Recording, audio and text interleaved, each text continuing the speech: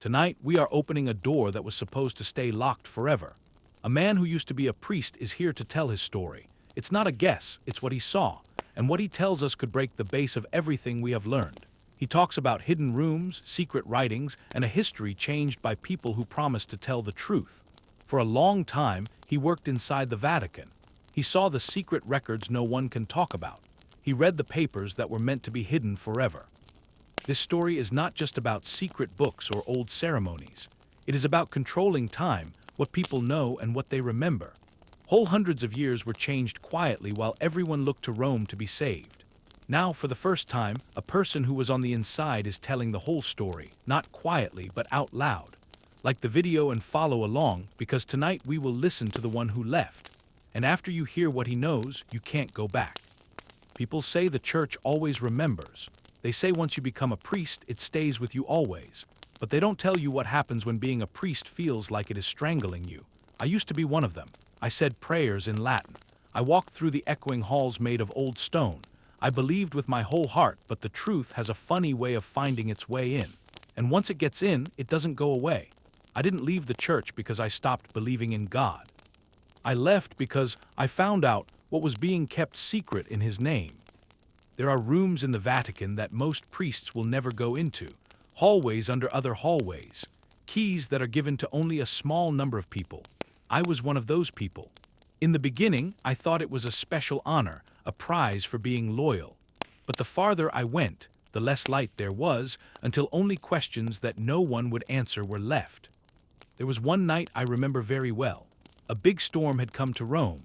The lights kept going on and off, and I was asked to help in a part of the records room that most people don't even know is there. No pictures, no cell phones, just quiet and dust, and a smell like old blood on old paper. I saw scrolls that were older than any history book I had ever read. I saw languages I could not read but felt like I understood. They were pages that told a different story about how the world was made, about time, and about us. That night something inside me changed. It was like looking in a mirror and seeing someone I didn't know looking back at me. I realized then that the history I had been teaching was not the complete truth. It wasn't even half of the truth. It was a show. And we were all just people in a play, reading lines from a story written a long time before we were alive. I didn't say anything for many months. I just did what I was supposed to do. I led church services. I listened to people's secrets. I smiled at the bishops who had secrets hidden behind their looks. But on the inside, I was falling apart. The untruths weren't only in the books. They were quiet. In the books we were told not to look at, in the names taken out of the records, in the years that just disappeared. Finally, I just left. There was no special event, no saying goodbye. I put my priest's collar on the table and walked out into the dark. Since that day, I've kept to myself, but I can't be quiet any longer. There are things that people need to know, not to destroy belief, but to build it again on something that is true. Not on being scared, not on being controlled, but on truth. This is my story. Not the kind you tell quietly in a small dark room, but the kind you say loudly out in the open. Because sometimes the worst things are not done by one person. They are part of a whole system, hidden by special clothes, made holy by ceremonies, and kept secret behind gold and stone. If you believe you understand the Vatican, you should think again. Because what I witnessed was never supposed to be witnessed. And what I read was never meant to be remembered until this moment. Monastery was silent. It was always silent. The kind of quiet that did not seem calm but seemed like it was watching, like the building itself was paying attention. When I first got there as a young student priest, I thought it was a holy place, a place where my questions would be answered and my worries would turn into belief. But the longer I was there, the more I understood that the quiet wasn't holy. It was made to be that way. We were taught to read the holy book, but only in one specific way. If you had too many questions, even nice ones, the older priests would give a polite smile and talk about something else. If you didn't stop asking, they would suggest that you pray and not eat. That was their secret way of talking. It meant you should stop asking. Some books were read very closely. Others were talked about one time and then never again. And there were some names you only heard in quiet voices late in the evening when it was dark and someone felt brave enough to talk honestly. There was one class about the start of Christian history that made a big difference for me. The priest who taught it was very cautious, always reading straight from his approved papers. But in one class, he accidentally said the name of a holy book I didn't know, the Gospel of Thomas. He stopped right away, looked at everyone in the room, and then said, "Never mind that, it was not in the main book." He went on, but I could not forget it. I asked him about it after class when it was just us two.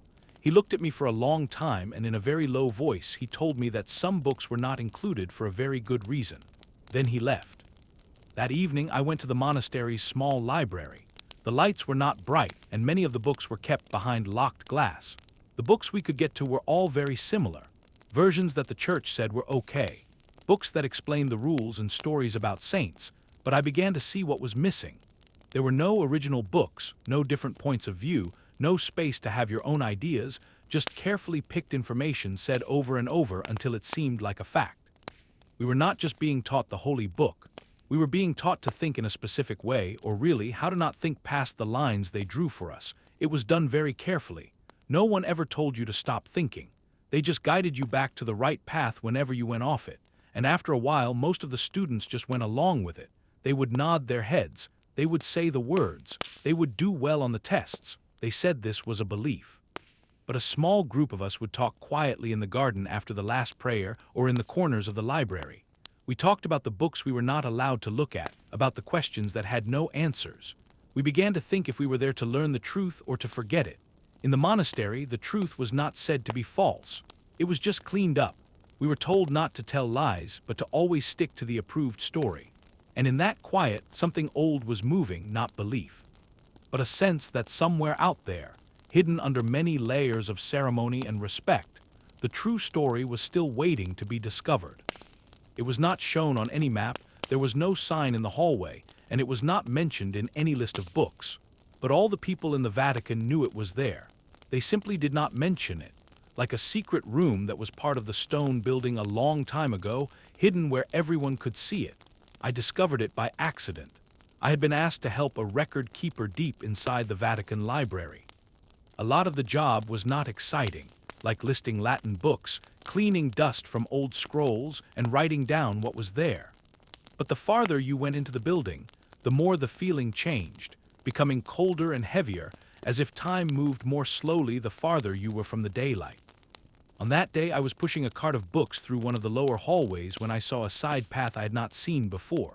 It did not seem important, just a simple stone arch with an old wooden door at the far end, but the light over it was on. That was strange. No one had ever said I should go that way, and the deeper parts of the building were usually kept locked. I should have just passed it by. I should have gone back, but something made me go closer. The door was a little bit open. I gave it a soft push. It didn't make a sound. It just swung open. On the other side was a thin set of stairs with lights that were blinking. No security people, no cameras, just quiet. At the very bottom was a heavy door made of metal and wood. It did not have a knob, but it was not locked. I pushed it open and went inside. It was not like the other parts of the library. There were no tidy shelves or organized rows. There were no signs that led to holy books or saints. This room was a mess. Scrolls were in messy piles. Books had no names on them. Writings were in languages I did not know. Some of them were not even put away correctly. They were just sitting on tables as if they had just been looked at and left there. And the smell, it wasn't just dust. It smelled like time itself, like things that had not been touched for hundreds of years. One old paper caught my attention. It was filled with symbols I had not seen before. Round shapes, star maps, and notes written in Latin, Greek, and another language, something more ancient. The words were not just telling a story. They were trying to warn someone. I could feel it in my heart, as if this thing was not supposed to be read in a casual way. I did not hear the door open up behind me, but all of a sudden I was not by myself. A person walked into the room. It was an older priest. He did not shout. He did not seem surprised. He just looked at me for a very long time. Then he told me one thing: "You were not supposed to find this." He did not give a reason. He did not make a threat. He just came over, took the paper from me, and pointed for me to go. I never mentioned it again, not to a single person. But after that day, I understood that the Vatican doesn't only protect history, it changes it, it picks and chooses. And sometimes it hides it so far down that even the people who work inside its building forget what they are keeping safe or the reason why. It all began with a small note, a very small line in a huge book about religion that we had to read for our classes. It talked about a part of the Bible that was not in the one we used. At first, I thought it was a mistake in the printing. But then I saw something odd. That part really did exist, just not in our version and not in any version that the church let us use. That little finding turned into a puzzle I had to solve. I started to look at different Bibles, the Latin one, the Greek one, the Coptic ones, and even very old Syrian pieces. And slowly I started to see a trend. Some stories had a different feeling. Some names were gone. Whole sections were made shorter or had different words. Some books had warnings. Others had conclusions that seemed like they were missing something, as if someone had neatly cut the edges so that everything would fit into a small space. There is one evening I will always remember. I was able to get a version of the Gospel of Thomas, not from the usual places. It had been copied from a very old paper found in Egypt and turned into our language by independent smart people. It was very direct. It did not tell the story of Jesus in the same way as the others did. There were no amazing acts, no coming back to life, just his words, which were deep, puzzling, and made you think. And what surprised me the most was how it showed a totally different idea. Not a hero from the sky, but a person who taught about finding truth inside yourself. A man who was telling people to search within, not to just do as they were told. I took it to an older priest that I trusted. He did not even look inside it.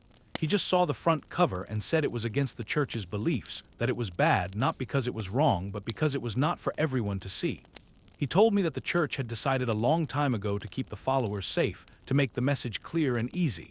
He said, the old meetings decided what was holy and what was not, what was from God and what was a problem. That word stuck with me. A problem, not wrong, not bad, just something that was not convenient. I began to look more deeply. The Gospel of Mary Magdalene, the Book of Enoch, the Gospel of Philip, they are all real, and they were all left out. Some of them suggested a holy female power. Others spoke about the stars and the patterns of time. Some even went against the whole idea of doing wrong. And every single one of them had been put away, not thrown away, just hidden, kept behind buildings, or changed into languages that no one could read unless they were allowed to. It became obvious that the Bible we have is not a perfect history. It is a chosen group of texts picked by men, changed over many hundreds of years, and translated in ways that had a goal to lead people's beliefs. Yes, but also to build power. When people say the Bible is God's word, they don't know how many people's hands changed it first, how many people's voices were made quiet, how many truths were put away and called heresy. And maybe the most frightening thing is not that some pages are not there. It's that we were never meant to find out they were gone.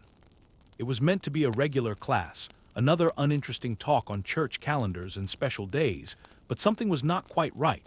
We were learning how the date of Easter is figured out. It is decided by the first full moon that comes after the start of spring. That's easy. Until a student put his hand up and asked a question that no one had ever been brave enough to ask before. What if the stars are not in the same place on those days anymore? The class became very quiet. The priest who was teaching us gave a smile but did not answer right away. He moved in his seat. Then he said something quietly about following old ways and power. That was the first sign of trouble. If the church says it follows the sky, then why were we not paying attention to what the sky was really doing? That evening I remained in the library. I located an old book of dates and began to check them. The more I checked, the more puzzled I became. Based on the study of stars, the start of spring had slowly changed over many hundreds of years. What once occurred in the sign of Aries now occurs in Pisces. And still, the church said that everything was in perfect order. It was not. It was not even close. I looked into it more. The calendar that we use now, the Gregorian one, was made in 1582. Before that, we had the Julian calendar, but that was not even the first one. Old groups of people long before the church had drawn the stars with amazing correctness.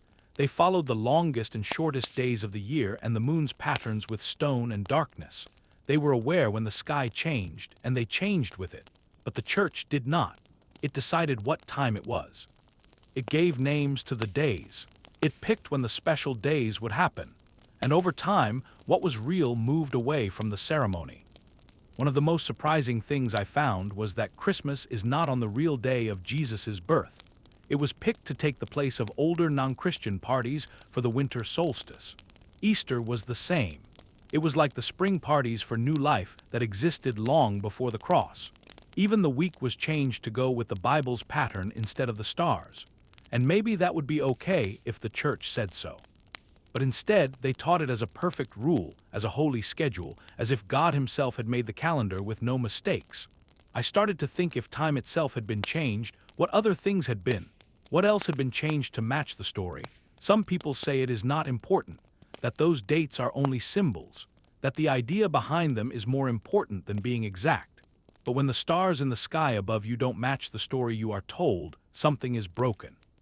A small crack appears, and through that crack many questions come in. If the church could change time, what could stop it from changing history or what we remember or even what is true? That evening I went outside and looked at the sky. The sky was very clear. Stars were shining above me like quiet observers. They did not mind what we called the date. They were telling a different story, one made of light and quiet, one that the church tried to copy but could not get just right. And in that empty space between the sky and our habits, I knew the stars were correct.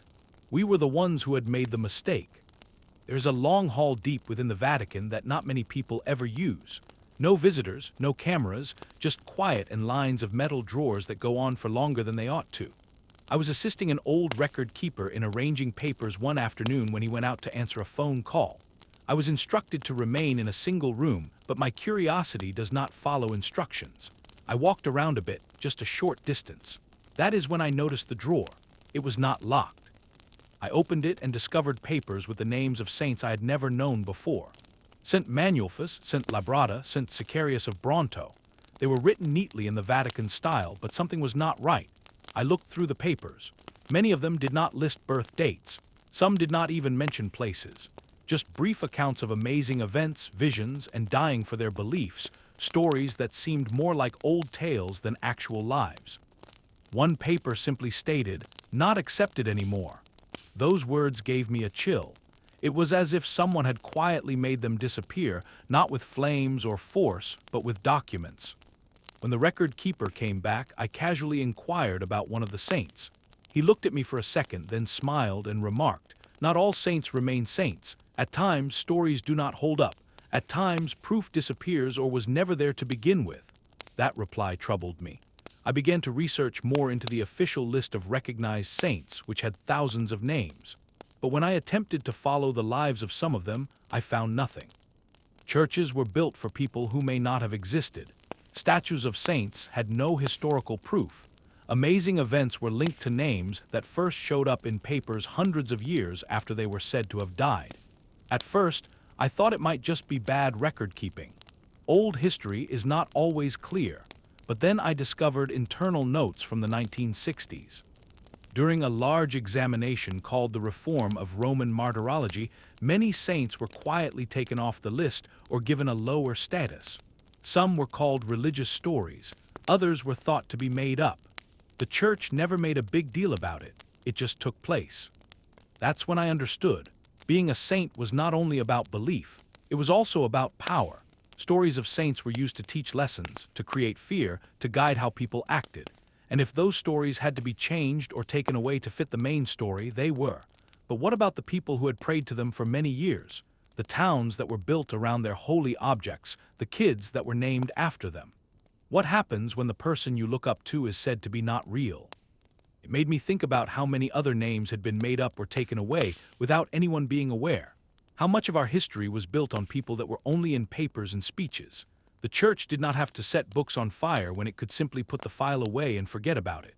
And sometimes, the most harmful stories are not the ones that are told. They are the ones that are quietly forgotten with no one left to wonder why. On that day, I saw that the saints were not just holy.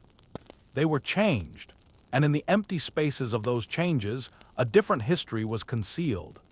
The first time I saw the books with chains, I believed it was only to keep them safe. Old leather covers, big iron locks, and strong chains connected to stone tables. But then I saw something unusual. These were not books that people were meant to read.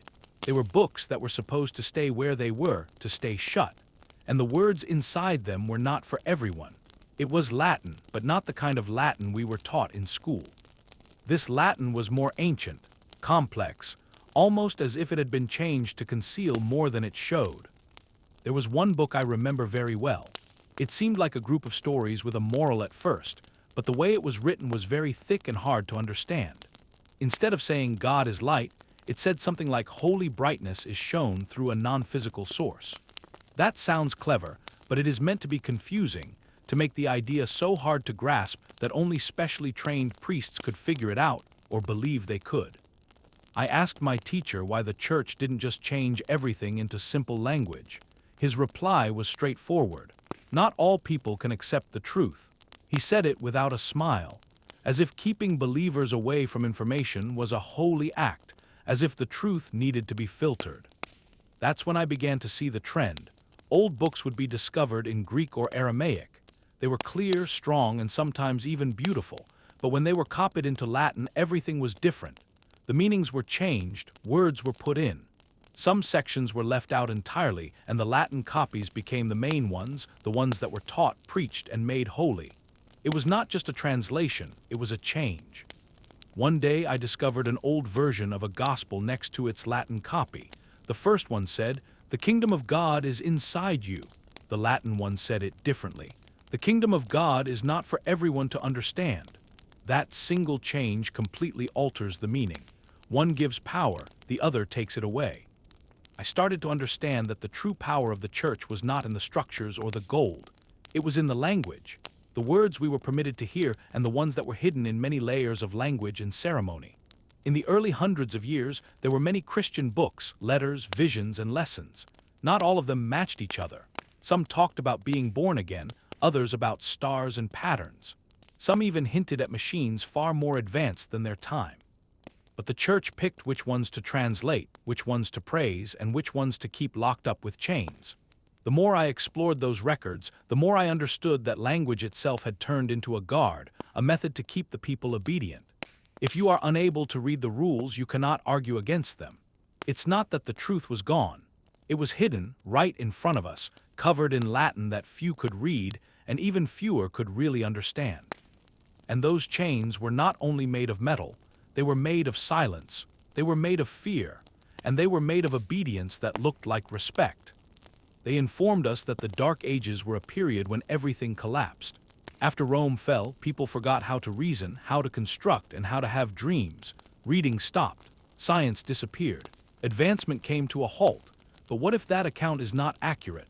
What if it wasn't just a period of darkness by chance? What if it was darkness created on purpose? That thought struck me late one evening while I was reading an old lecture paper hidden deep within the Vatican's records. It wasn't even secret, just overlooked.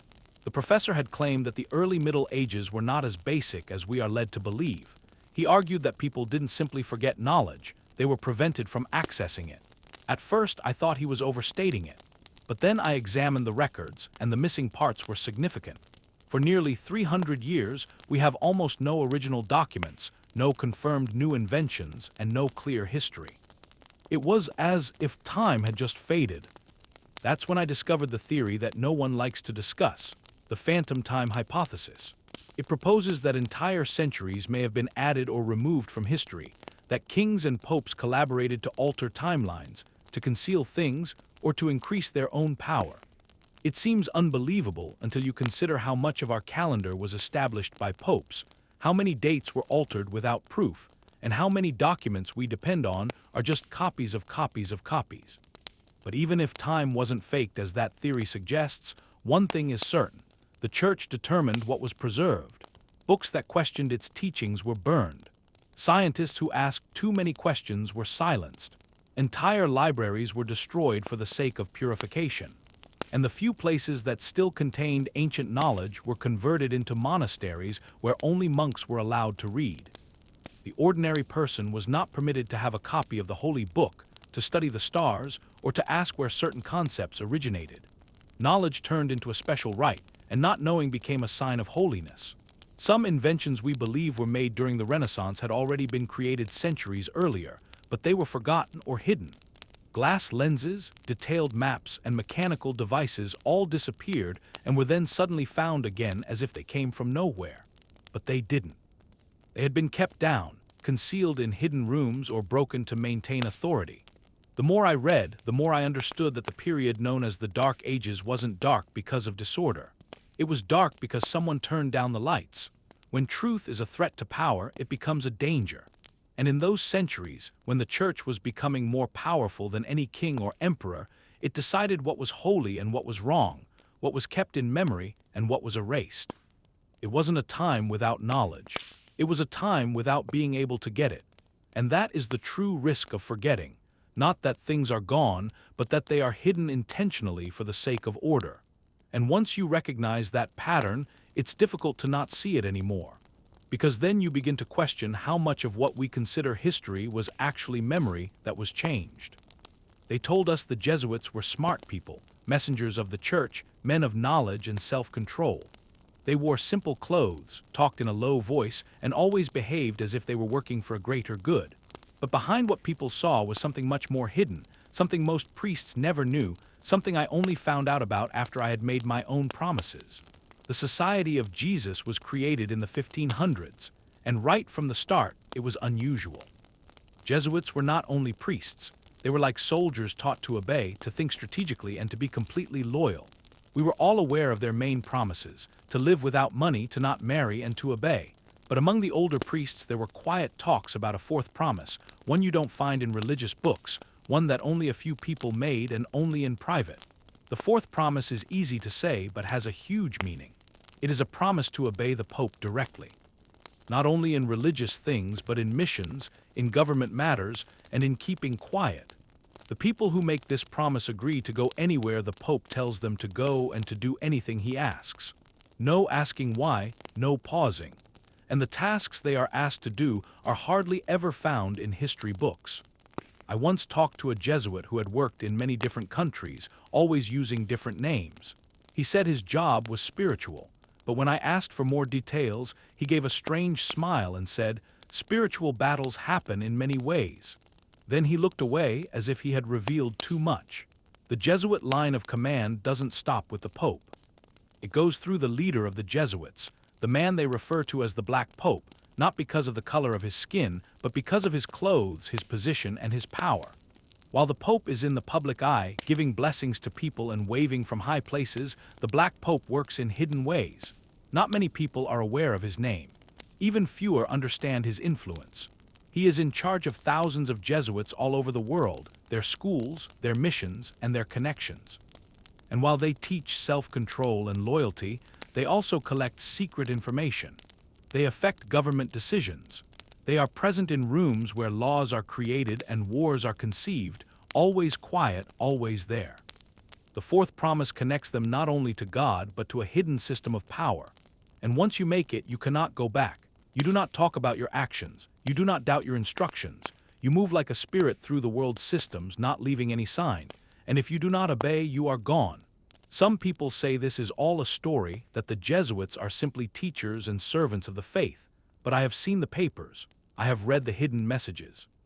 I have encountered men who were not introduced by their true names. The church conceals many things, but the Jesuits do not only protect the secrets, they make sure they are kept. And the fourth promise is the thing that holds it all together. Not all soldiers have armor, and not all battles are fought with weapons. Some are fought in quiet, with ink, with whispers, and with loyalty so strong it cannot be seen. There's a room hidden beneath Vatican City that hardly anyone discusses. No colorful windows, no gold decorations, just plain stone walls and heavy wooden doors. They don't refer to it as a courtroom. They call it a tribunal. But it's not like any court you are familiar with. There is no jury, no audience, just a table, a chair, and a few men in dark robes who pose the questions and determine the outcome. I was there only one time as an observer, a silent visitor to something ancient and concealed. They described it as a review of beliefs, but the name was just a cover. It was actually a trial, not for lawbreakers, but for thinkers, for people who asked questions, for those who had the courage to propose that the world might be different from what the church taught. The person being questioned was a priest, older, slender, with kind eyes. His only mistake was writing a paper that suggested the book of Genesis could be a story with a hidden meaning, that the world could have been created in stages over a very long time, that science and religion did not need to be in conflict. He didn't preach this. He didn't make it public. He only told a group of other smart people, and one of them had turned him in. The questions were direct, specific, and made to catch him in a trap. Did he think the Bible was the exact truth? Did he not believe in the holy creation of man? Did he follow the church's rules on how life began? He replied with care and respect, but it made no difference. The people in the room had already decided. He was declared guilty of having different beliefs, not of heresy. They don't use that word often these days, but the penalty felt just as severe. He was made to be quiet, not allowed to teach. His papers were taken. His good name was quietly destroyed. No flames, no chains, just a silent removal, and no one would ever hear from him again. Later, I discovered the old files on heresy locked in a cabinet with old Latin names I knew. Bruno was burned to death for saying the stars were other suns. Galileo was silenced for saying the earth revolved. Even less famous people, mathematicians, healers, and people with visions, were all punished for speaking too early or for seeing things too well. The church did not just disagree with science. It was afraid of it, not because it was a threat to God, but because it was a threat to its power. Every new finding changed who was in charge. Every new idea questioned the belief that only the church had the answers to the truth. Some of the files had records of confessions, some made under force, some made while being hurt. They were cold, to the point, and final. Once you were called a heretic, your end was certain. And hundreds of years later, many of their ideas were proven to be correct. What frightened me the most was not just what happened in the past. It was how easily those ways of doing things still existed. The ceremonies, the quietness, the secret trials in rooms no one remembers. Not all jails have metal bars. Some are made with rules and fear, and the assurance that if you ask the wrong question, you will not get to ask another one. It all began with a basic list. I was sorting through old papers from popes for a senior record keeper. Birth dates, death dates, and blessings for official orders. It was meant to be a simple task, just names on a sheet of paper. But something was not right. Some names were in one book but not in another. Some popes had no history, no known origin, and no record, just a name and a position, as if they had just shown up from nowhere and then disappeared in the same manner. At first, I thought it was just messy record keeping. We were, after all, looking at hundreds of years of documents copied by hand. Errors can occur. But the more I investigated, the more unusual it became. One name had 3 separate death dates. Another was said to have performed miracles, but had no written works, no money, and no actual evidence that he ever lived. And yet, the church had him on the list as a real pope for more than a century. I discovered one particularly odd instance. A pope who was said to have been in charge for 10 days and was then buried in secret. No cause was given, no information, just a quick note in one paper and nothing in all the others. No grave, no picture, no evidence. And still, his name was written again and again in the official Vatican records as if that made him real. It was like trying to find ghosts. I mentioned it to a coworker. He told me in a quiet voice to not ask too many questions. That sometimes names are put in to make the history look neat, to fill in empty spots, and to make changes in power seem smooth. Especially in the early hundreds of years when government and religion were so mixed up, you could not tell them apart. But these were not just empty spots. These were whole lives that were made up to keep the system together. I started to read different histories, books by smart people who had seen the same things. They called them phantom popes, paper popes, people who were only in the records but made no impact on the world. In some situations, there were even arguments about whether certain popes were really the same person with different names. And then there was the strange story of the female pope, Pope Joan, a tale that the church said was not true, but was talked about in every part of Europe. Some said she was in charge while pretending to be a man. Others said she was a story to scare or confuse people. But no matter what, her story showed one thing, that the list of popes was not as perfect as it was said to be. In a religion that is based on old ways, the list of popes is very important. It is meant to be a direct line from St. Peter to the present day. A strong chain of power. But when you discover weak parts or parts that were never there at all, the entire chain starts to shake. The truth is that popes were people, picked by other people, not by angels. And sometimes their names were put in for political reasons, for power, or just to hide a year that was missing.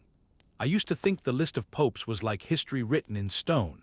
Now I know it is more like words written on water, and some names were never real, just sounds meant to keep the false idea going. It was just another peaceful morning in the records room. the kind where the only noise is the sound of old papers being turned and the sound of feet on the stone floor. I had been asked to put a pile of papers that were not in any order into a system. Most of them were simple speeches, early versions of letters from the Pope, and even old money records. But at the bottom, I discovered something that was not like the others. No name, no special mark, just an old envelope with a single shape pressed into the wax. Not the cross, not the Pope's symbol, something older, something I had not seen before. Inside was a paper written in perfect Latin, but in a way that seemed hurried and almost scared. The way the letters were written changed in the middle, as if more than one person had written it. The first few pages were hard to understand, with lines about the study of stars, timelines, and how the stars and planets line up. But then the feeling of the writing changed. It began to talk about a complete change in how time was measured. Dates were changed, events were moved, and hundreds of years were mixed up. It named popes and kings who were put in different places in history, as if history was a game board being moved around in secret. Some events were shown twice with different names in different places. Others were made up completely to hide long periods of no activity.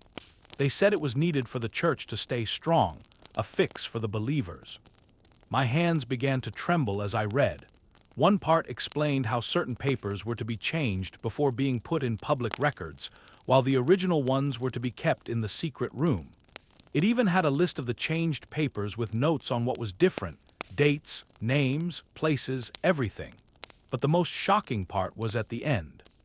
A section in red ink said that if the truth was ever discovered, it would not only ruin the church's history, but the whole foundation of Western society, the idea of getting better over time, the right of kings and queens to rule, and even the trustworthiness of science and the study of stars.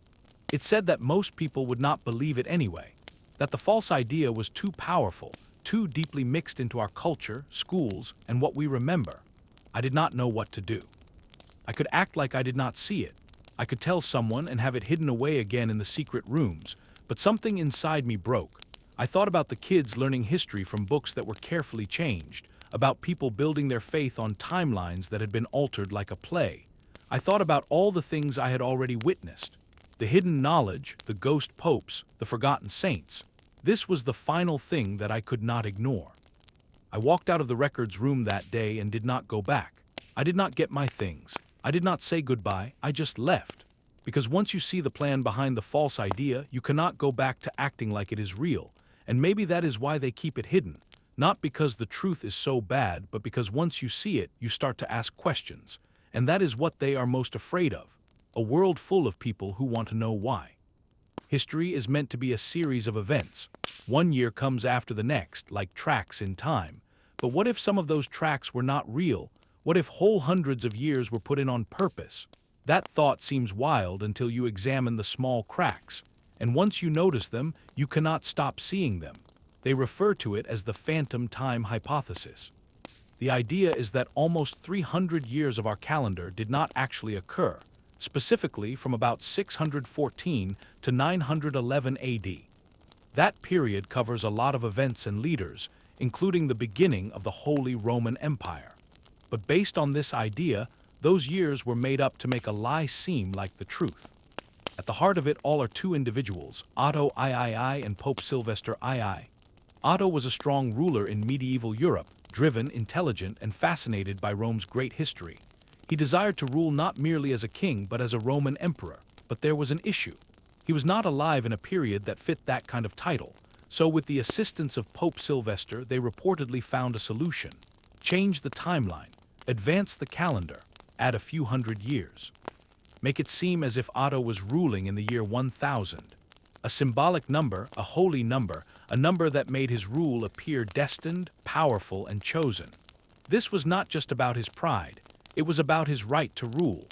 If Otto could connect himself to the greatness of Rome and claim a holy schedule, he would be more than just a king. He would be a legend. Pope Sylvester was not a typical pope. Before he became a priest, he was a scientist, a mathematician, and perhaps a magician if you trust some of the darker tales. He understood the stars, calendars, and numbers. He would have known how to alter the system without anyone realizing. And at that time, most people could not read. They did not have calendars. Time was announced by the church, by bells and holidays. So when the leaders said it was now the year 1000, people accepted it, and history was changed to fit the lie, but the proof of the fake is still there. If you investigate, archaeologists have observed that there are very few trustworthy objects from that time. Building styles hardly changed. There are fewer written records than you would think. It is as if time slowed down or was filled with repeated stories.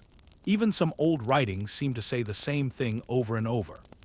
The same fights, different names, the same kings in different locations. As if someone copied old history to create new parts. If this idea is correct, then what we refer to as the Middle Ages might be a carefully made-up story. A play created by men who wished to control how the future would recall the past. And the church was at the center of it all, not just keeping track of time, but changing it, one day at a time. Once you notice the empty spaces in the timeline, it no longer seems like history. It seems like a story, and someone a long time ago chose how the story should unfold. The stars are honest. They appear and disappear with a regularity that no government can fake. Long before there were telescopes or charts, people used the sky to tell time, to grow crops, to find their way, and to remember.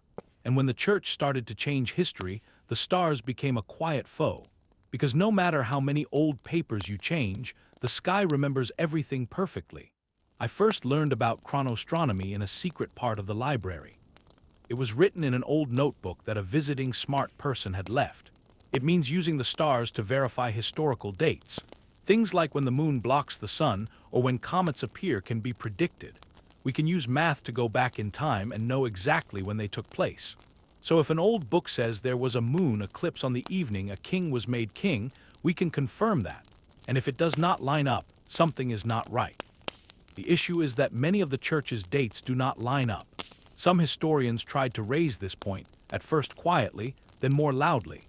They used the study of stars to prove that some important events might have been put in the wrong century, that some popes and kings might have been alive at the same time, even though history says they were many years apart. These were not just small mistakes. There were big problems with the foundation of the calendar. But every time someone came close to the truth, they were stopped. There was one stargazer I remember very well, a very smart man from Eastern Europe. He had made a computer version of the sky that went back 2,000 years. He began to compare it to old texts and found many things that did not match. He gave a talk in a small room, and a few weeks later he was gone from the world of smart people. No one knows what became of him. His studies were taken out of the records. His notes were erased. Even his name began to disappear from the records. Another was a priest who had looked at old star maps discovered in Egyptian temples. He thought they told a completely different story of time, one where events we call medieval might have actually occurred much earlier or not at all. He tried to show what he found to the Vatican's history group. They said it was against God and took away his right to teach. The Church's official position has always been that belief and science can exist together, but only when science does not challenge the belief's timeline. The moment the stars start to rewrite the story, a quiet falls like a curtain. Some say the change to the Gregorian calendar was just a fix, a small adjustment. But what if it was also a way to start over, a way to hide the proof that time had been messed with? The stars are still up there, observing, waiting. They know the true story. They have seen every night go by without forgetting a single one. But the men who were afraid of the stars were afraid of something more.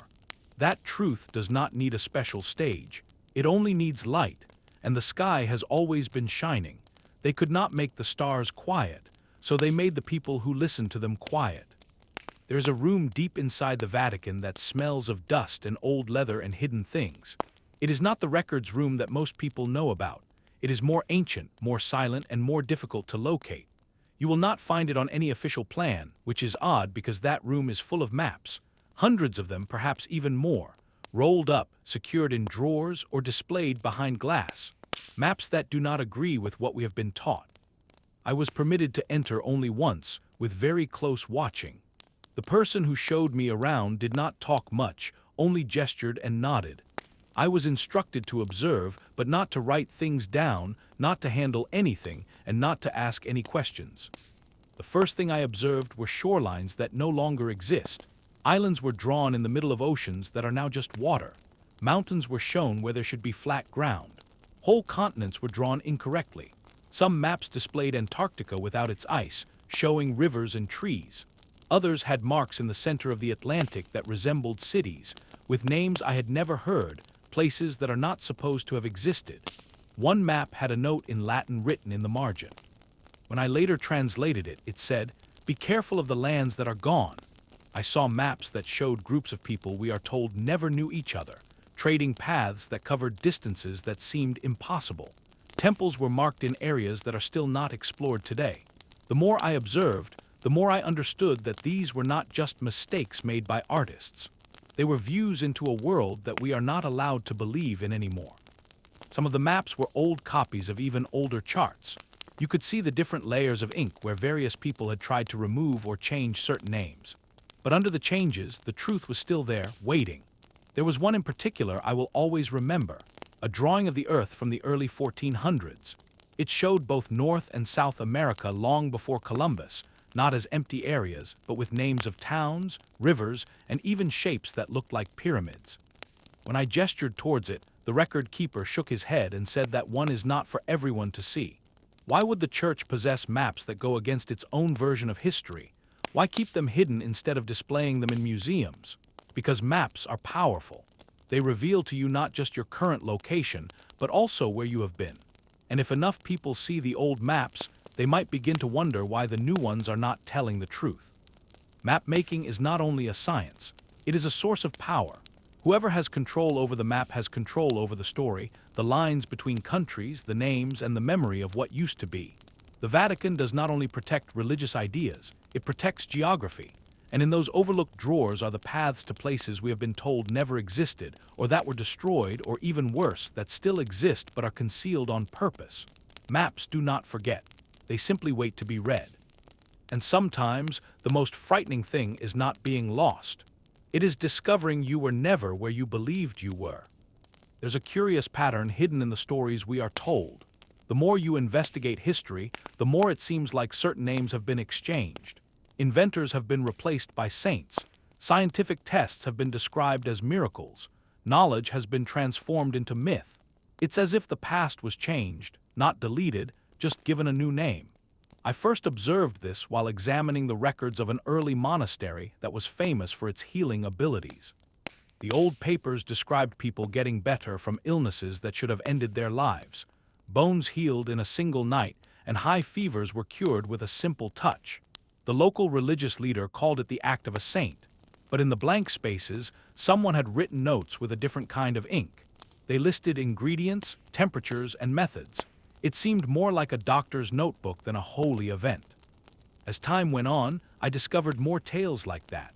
A man who could make water clean with ground-up minerals was called a saint after he passed away. But his own writings were about chemistry. A woman who showed people in her village how to find their way using the stars was later made into a magical person who just followed holy signs. Her original maps were gone. Only the prayers were left.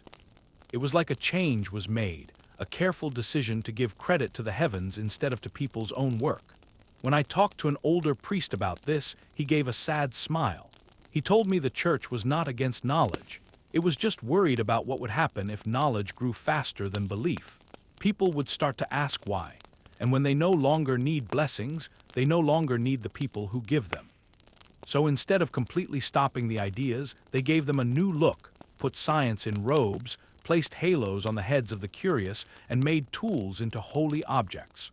A gear becomes the wheel of a saint, a telescope becomes the eye of heaven, a book becomes a vision. One paper I discovered told the story of a young man who made a device to check rainfall and guess when floods would happen. He was said to be a heretic, not because his device was wrong, but because it was too right. The leaders in his town were afraid it would take the place of prayer, that people would believe in machines more than in miracles. After he passed away, the church quietly made him a saint, but said his invention was a gift from God. The machine was hidden, and the story was changed. This was not only about having power, it was about controlling what people remember. If you change how people recall the past, you control how they think about the future.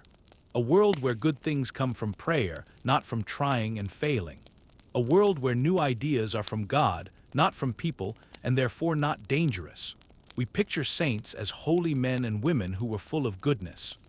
But maybe some of them were just very smart thinkers, inventors, healers, and people who watched nature, who were silenced while they were alive and praised after they were gone. The truth is that the difference between a miracle and an invention is not as big as we are told. And sometimes the biggest miracle is that any knowledge was saved at all. They did not get rid of the scientists, they made them into saints. Because it is simpler to praise what you do not understand than to accept that someone else understood it before you did. They seemed peaceful. Their heads were bowed as they prayed, and their robes moved across the stone floors. Their hands were marked with ink from making copies of holy books. The monks of the past were thought to be calm, loyal, and quiet, but what nobody tells you is that some of them were also secret agents. Monasteries were not only places for prayer, they were centers for information. In a time when most people were unable to read, the monks were the ones who had the key to knowledge. And with that key came power, the kind of power that did not require swords or soldiers, just quietness and ink. Every monastery had a special room where books were copied by hand. But not every book was copied exactly. I found papers where whole sections were crossed out and entire pages were switched. A monk once wrote in an old letter that he was told to take certain names out of history, to change events, and to alter dates, not because they were incorrect, but because they did not support the church's story of the truth. Monks also went on journeys, quietly, pretending it was for religious reasons or to help others. But they came back with more than just prayers. They brought information, stories from the courts, news of unusual teachings, and warnings about people who disagreed with the church. They served as the church's eyes and ears all over the land. Long before governments had anything like a spy network, if a town was creating a strange device or a smart person was teaching ideas that did not match the church's beliefs, a monk would likely find out about it first, and then the information would be passed up the line of command. Sometimes, this led to a quiet visit from a higher-ranking priest. Sometimes it led to a public trial, and sometimes the records just disappeared. One scary file I found talked about a monastery near the ocean that had been given a book by a traveler. The book was full of knowledge about the ocean's tides, wind patterns, and the moon's movements. The head monk read it. I praised it, then I burned it. He wrote that such knowledge would make people less dependent on God, that it was better for it to be lost than to be learned. This was not just about stopping information. It was a planned way of controlling what people remembered. There were also secret rooms, hidden places under some monasteries where forbidden books were stored, not thrown away. Because even though the public was not allowed to see them, the church still wanted to have the information just in case. It made me reconsider everything I had ever thought about those quiet, candle-lit rooms. The chanting, the prayers, the peaceful daily life. Behind the calm was a system of watching. Behind the ink was a weapon. And the most troubling part is how well it worked. Whole new ways of thinking were stopped before they could even start. Not with force, but with a quiet word, a note, a lost page. The monks were not just saving history. They were changing it, guarding it, and editing it. They did not have to control soldiers. They controlled the past. And when you control the past, you change the future. Not every monk was a secret agent, but there were enough to make you wonder what was really concealed behind those walls and how many truths were kept hidden in silence. Most people who enter cathedrals see their beauty. The colorful glass windows, the tall ceilings, and the statues that look down like silent protectors. But I was instructed to look more closely, not at what was visible, but at what was concealed. Because within these large stone structures are messages hidden in the silence, messages that the church never mentioned. It began when I went to a cathedral known for its unusual design. Visitors came to see the bells and the candles, but I couldn't help but notice patterns. Geometric figures were hidden in the arches, perfect proportions in the window placements, and carvings that did not align with the official tales.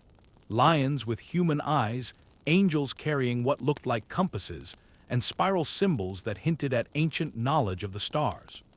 One statue in particular drew my attention. It was hidden behind a column, hardly noticeable unless you knew its location. It depicted a man holding an open book, but the book was not the Bible. The letters were in a language that has been forgotten, and his eyes were shut as if he were protecting the knowledge instead of revealing it. Many cathedrals were constructed in the shape of a cross, but some had hidden plans underneath. Mazes were carved into the floor, and measurements were linked to the movements of planets. The builders were more than just workers. They were mathematicians, engineers, and possibly even members of secret groups, people who hid ideas that would have been destroyed if spoken aloud. Even the location of some cathedrals revealed a story, aligned with the solstices, eclipses, and star patterns, a kind of stone astronomy built into the very structure of the building. Why would a house of God need to align with the stars, unless the builders knew something they were not permitted to say? I remember one carving that kept me up for nights.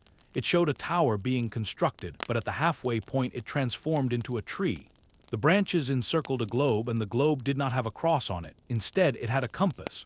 Beneath the carving, someone had inscribed the words, "Seek truth," in silence. When I mentioned these things to older priests, they dismissed them. Artistic choices, they said. Symbols of faith, they said, but I could see in their eyes that they knew. Maybe not the entire truth, but enough to be frightened of it. The more I investigated, the more it seemed like the builders were trying to leave behind warnings or perhaps maps, not of locations, but of ideas, hidden truths set in stone, so they would survive fire, censorship, and time. Cathedrals were intended to teach those who could not read, but they did not only teach holy stories. They whispered secrets to those who knew how to listen. Not every message was about God. Some were about the stars, about knowledge, about power. The church tried to control words, but stone does not burn. And when you start to see these carvings not as decorations, but as acts of defiance, you begin to wonder how much of our history was carved in rebellion right under the eyes of faith. Europe is troubled not by ghosts or evil spirits, but by machines, signs of inventions that should not be there, the remains of systems that nobody can figure out, tools found in the dust that seem too modern for the time they were made. They are called unusual things. I call them machine ghosts. It began in an old monastery garden, which was wild and neglected. But under the plant roots was a system of pipes and tubes that was more complicated than anything I had seen in old textbooks. It was not just a simple well or a basic water channel. It cleaned the water, made the air cooler, and gathered water from the air, almost like an old-fashioned air conditioner. But nobody knew who made it. The monks who were there now said it had been there forever. Then I discovered drawings in the blank spaces of a forbidden old book, pictures of spinning gears, turning handles, and moving pieces. One seemed like a mechanical clock. Another looked like a weaving machine that could make patterns by itself. The date of the book was almost 300 years before those machines were supposed to be made. Later, I went to a church in France that had a strange bell system. It rang at the top of every hour perfectly, but there were no ropes. Nobody was pulling them. When I asked how it worked, the person in charge just shrugged and said it had been out of order for many years. When I went in secretly to check, I found a wooden machine hidden in a wall with weighted gears and levers. It used to run on its own using water from a spring that was close by. Stories like this are all around if you know the right questions to ask.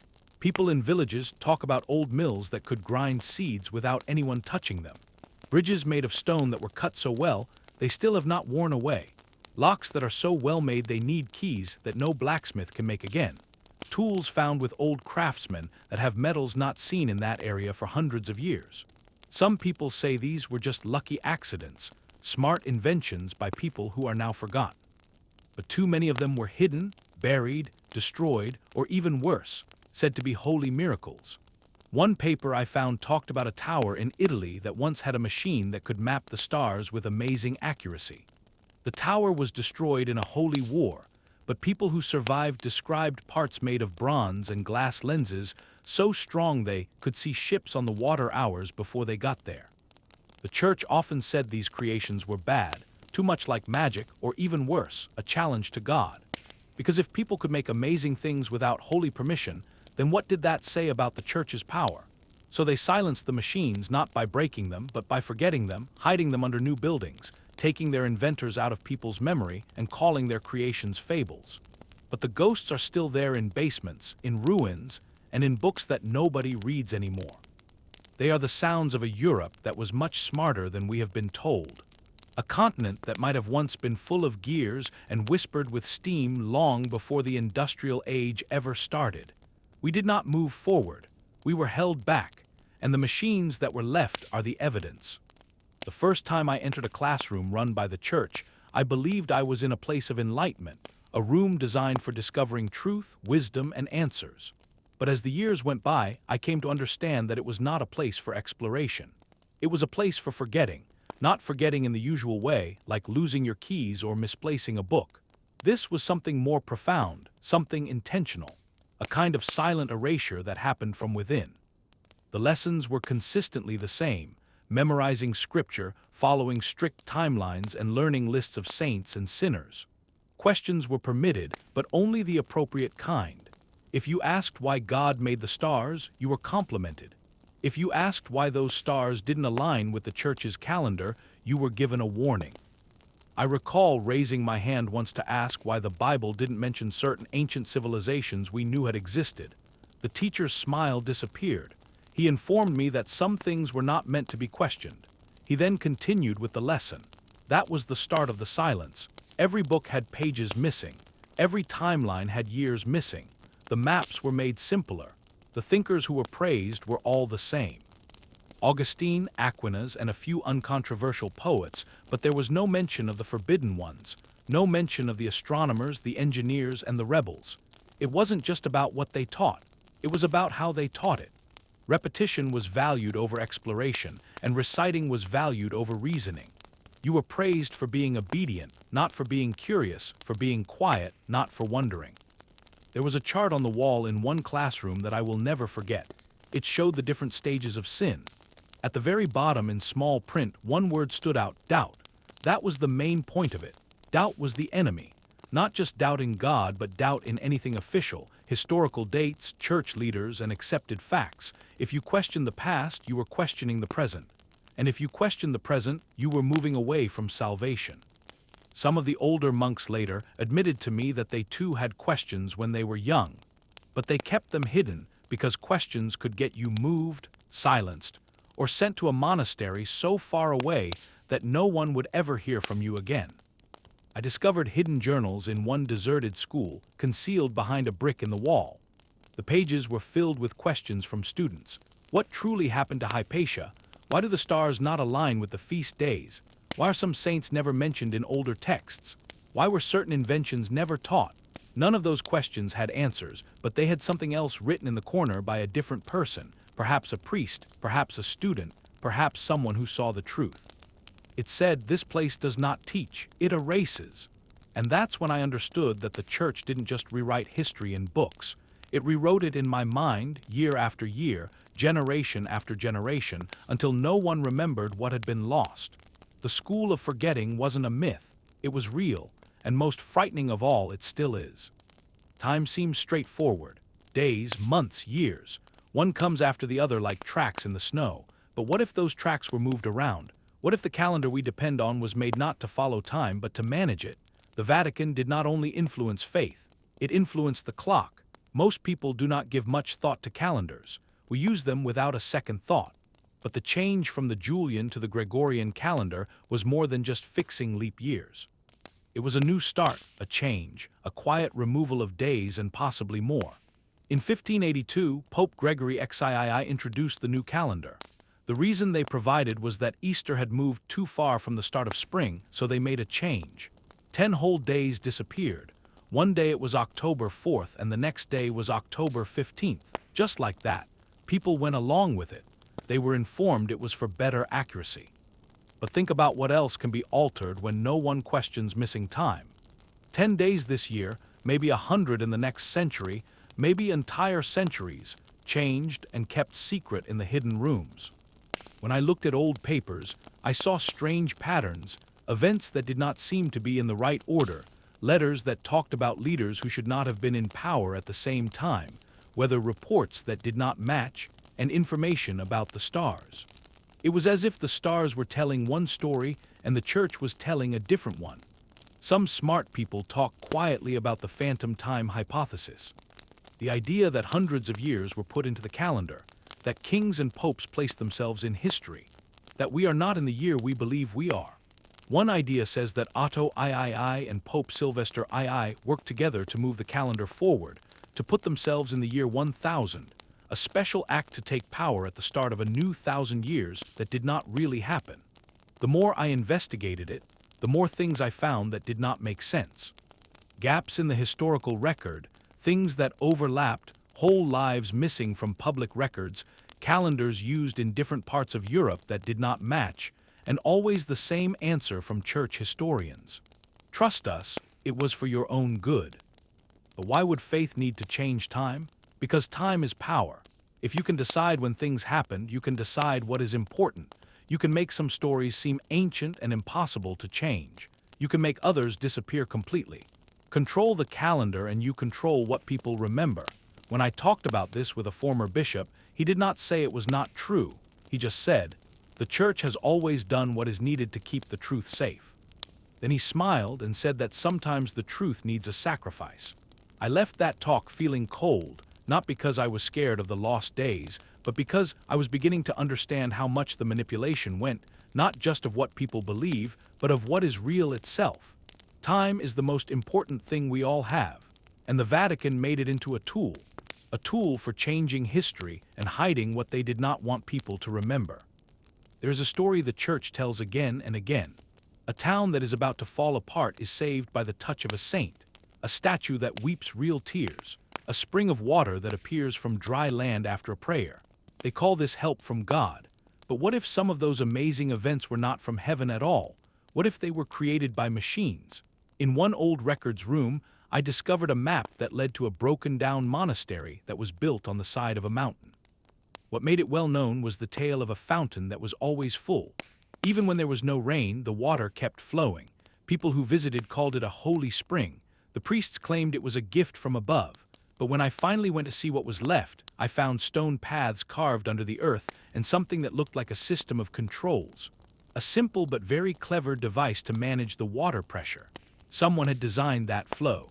It did not require a miracle. It required knowledge of math. Another time I read about a statue of a saint that would bend down during the church service. It was thought to be a sign of God's favor. Many people saw it happen. The church said it was a message, but hidden in a maintenance book from many years later was a note written in Latin. It explained a set of gears inside that were moved by a rope and weight system hidden behind the altar. The person who wrote it was very proud. He said it was a wonderful piece of work, the kind that was quietly taken away once the church changed its mind about magic. All over Europe, I discovered secret drawings, plans for towers that could move with the breeze, altars that would light up when certain prayers were said, and crosses that would turn to face the sun at midday. Some were smart tricks, others were actual technology, using water power, magnets, and lenses. But instead of praising the smart inventors, their creations were called miracles. Then the inventors were either made into saints or forgotten. There was power in the show. If people thought that only saints or priests could make these amazing things happen, it meant the church had the keys to the divine. To say that a mechanic or a builder made the same thing with tools and knowledge would mean that heaven was not the source, and faith would lose some of its magic. I once asked an older priest about a spinning holy box I had seen in a forgotten small church. He just smiled and said, "Sometimes God uses clever hands," but the way he said it was careful. Like he knew it was more than that but did not want to say so. Miracles made people feel fear and wonder. Machines made people ask questions, and questions were a problem. So over and over, the church picked the miracle. It hid the plans and praised the saints. It turned engineers into stories and inventions into blessings. And the world forgot that behind many of those special moments were wires, gears, levers, and minds that were far ahead of their time. Not every miracle was a lie. But not every miracle was holy either. Some were just misunderstood science, dressed up in robes and given a halo. People talk about the Renaissance as if it were a sudden event, a quick burst of brilliance after many years of no progress. Art became popular, science made a comeback, ideas spread like wildfire. But what if it was not unplanned at all? What if the Renaissance was set up, not a new finding, but something that was let out? A carefully scheduled reawakening planned by those who had been concealing the knowledge all this time. When I was studying inside the Vatican, I saw how many books were kept locked up. Old writings from Greece, Egypt, Persia, and even lost civilizations that no one was brave enough to talk about. These were not hidden because they were bad.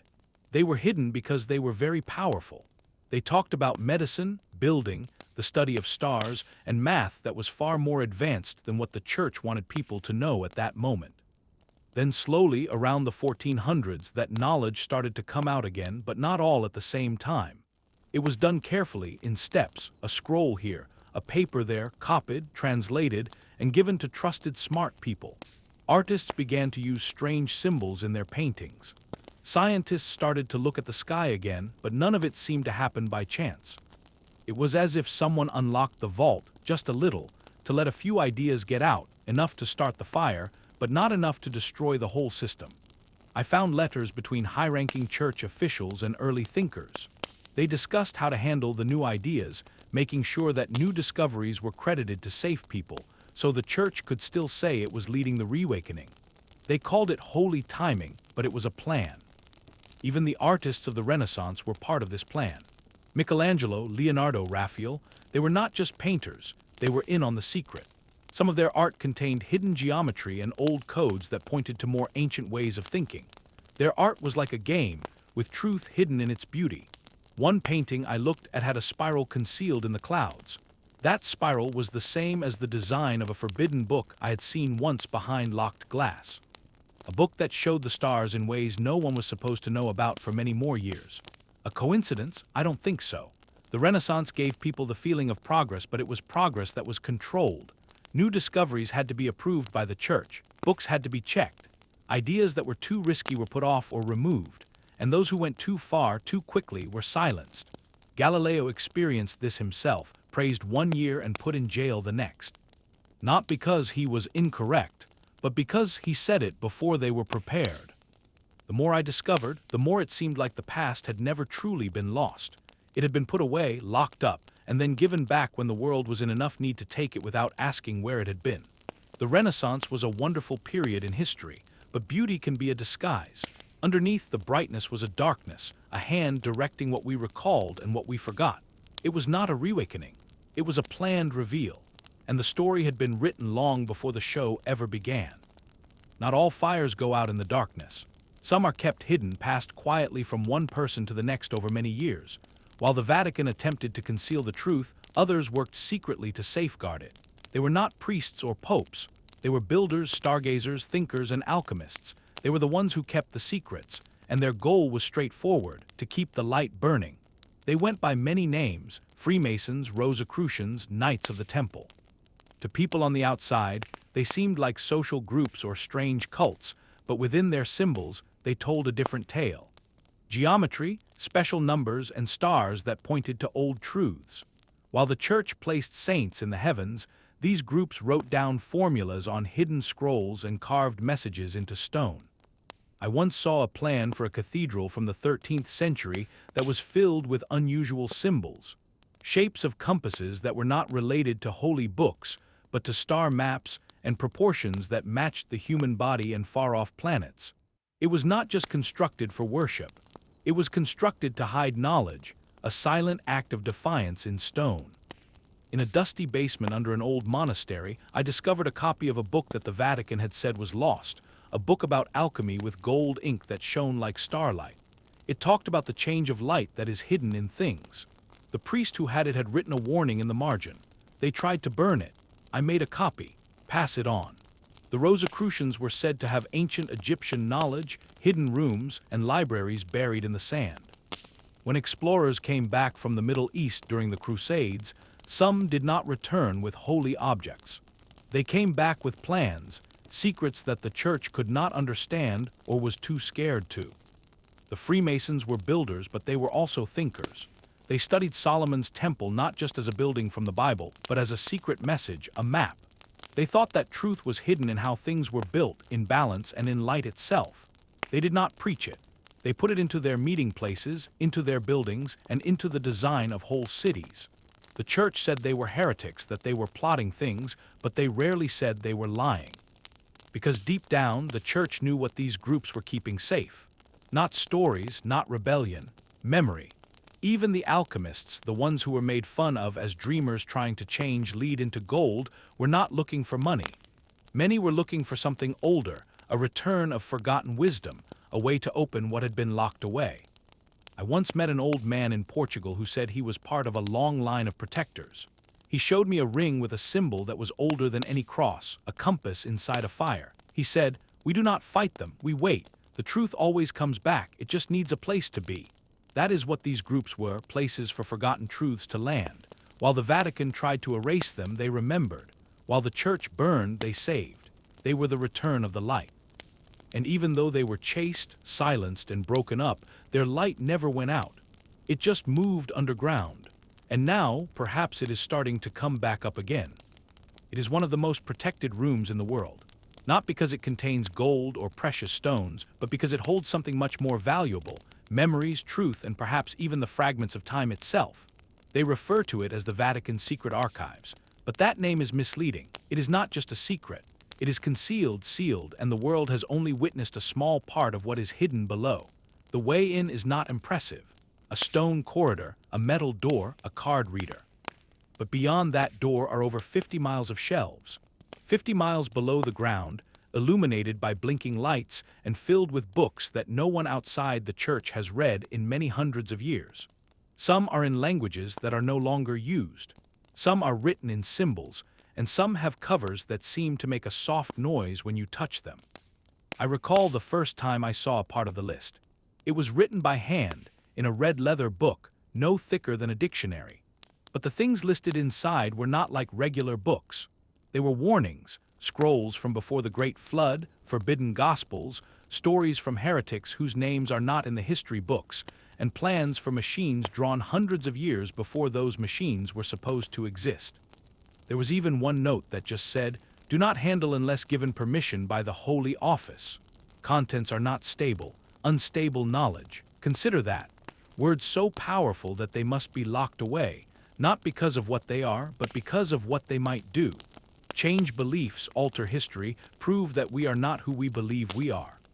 There are stories of letters from Leonardo da Vinci that describe flying, not as a dream, but as a working thing, with angles and lift, as if he had already seen machines that would not be around for another 500 years. There are quiet talks about maps showing continents that are not on our current globes, of charts that follow the stars in ways that do not match our current understanding. Calendars from civilizations that were destroyed by time or something even worse. One former record keeper who went missing in the 1990s said he saw a scroll that was sealed with black wax. Inside were symbols made of gold, not Latin, not Greek, something more ancient, a language of shapes. He said that when he stared at it for too long, it felt like it was staring back at him. The church claims the archives are not open to everyone to keep the old papers safe, to protect the truth until it is okay to share it. But how long is okay? 100 years, 1,000, or is it never? Because if even a small part of what is on those shelves is real, then everything we know about human history is different. The wars, the religions, the inventions, the timelines, all of it. The hidden room is not just a location. It is a line between the world we know and the one that was taken from us. And the most frightening part is not what is inside it. It is that we might not ever be allowed to see it, not because we cannot understand, but because we might understand too well. There's a version of the Bible that most people never have the chance to see, not because it is lost or damaged, but because it was deliberately hidden. Pages were torn out, names were removed, and teachings that could have altered everything were concealed under layers of fear and fire. They were called heresies, but they were something different, a different voice, a different story, a truth too honest for the church's empire to permit. These were the Gospels they attempted to destroy. One of the most puzzling is the Gospel of Thomas. It does not read like the others. There is no story of his birth, no crucifixion, just sayings, words directly from the mouth of Jesus. But the tone is different, personal, as if he were speaking not to large groups but to individuals seeking truth.